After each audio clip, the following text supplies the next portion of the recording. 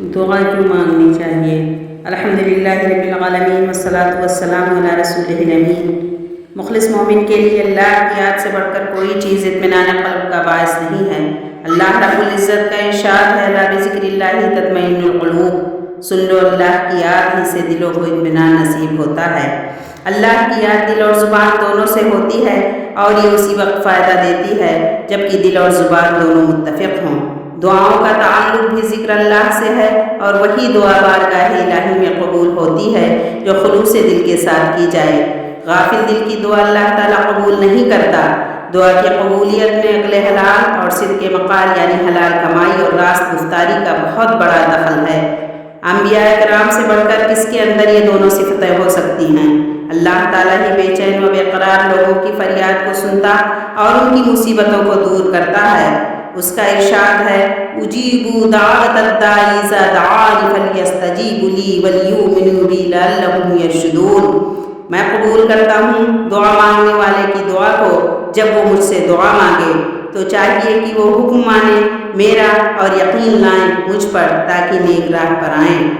اور اللہ تعالیٰ نے ارشاد فرمایا، یا ایھا الناس ضرب مثل فاستمعوا له ان الذین تدعون من دون اللہ لن یخلقوا ذبابا ولو اجتمعوا له وان یسلبهم الذباب شیئا لا یستنقذوه منه ضعف الطالب والمطلوب ما قدر اللہ حق قدرہ ان اللہ لقوی عزیز۔ اے لوگوں، تمہارے لیے ایک مثال بیان کی جاتی ہے، اسے کان لگا کر سنو کہ بلا شبہ اللہ کے سوا تم جن کو پکارتے ہو وہ ایک مکھی بھی نہیں بنا سکتے اگرچہ اس کے لیے وہ سب جمع ہو جائے، اور اگر مکھی ان سے کوئی چیز چھین لے جائے تو اس سے چھڑا نہیں سکتے۔ طالب اور مطلوب دونوں عاجز ہیں۔ انہوں نے اللہ کا مرتبہ جیسا کچھ پہچاننا تھا نہیں پہچانا۔ اللہ زبردست اور غالب ہے۔ معلوم ہوا کہ اللہ تعالیٰ پر پورے یقین کے ساتھ دعا کرے اور اپنی زندگی شریعت کے مطابق گزارے۔ انبیاء کرام علیہ السلام نے اپنی تعین و مدد، صحت و عافیت کے لیے، دشمنوں سے نجات پانے کے لیے، صالح اولاد کے لیے اور اپنی چھوٹی بڑی ضرورت کے لیے اللہ پاک سے دعائیں مانگی ہیں، اور اللہ تعالیٰ نے ان کی دعائیں قبول بھی کی ہیں۔ رسول اللہ صلی اللہ علیہ وسلم نے فرمایا، دعا مومن کا ہتھیار ہے، اور فرمایا اللہ کے نزدیک دعا سے زیادہ عزت والی کوئی چیز نہیں ہے۔ دعا تقدیر کو بھی بدل دیتی ہے اور مصیبت کو دور کر دیتی ہے۔ اللہ تعالیٰ دعا کو ضرور قبول کرتا ہے بشرطے کہ آدمی جلد بازی نہ کرے۔ صحابہ رضوان اللہ علیہم اجمعین نے رسول اللہ صلی اللہ علیہ وسلم سے دریافت کیا، یا رسول اللہ جلد بازی سے کیا مراد ہے؟ آپ نے فرمایا، چند دن دعا کرے پھر دعا کرنا چھوڑ دے، اسی کو جلد بازی کہتے ہیں۔ پھر آپ نے فرمایا، بندہ جب اللہ سے مدد مانگتا ہے، دعا کرتا ہے تو اللہ تعالیٰ 3 چیزوں میں سے ایک ضرور دیتا ہے، یا تو وہی چیز عطا فرماتا ہے جو وہ مانگتا ہے، یا اس سے بہتر کوئی چیز عطا کرتا ہے، یا اس دعا کی برکت سے کسی آنے والی مصیبت کو دور کر دیتا ہے۔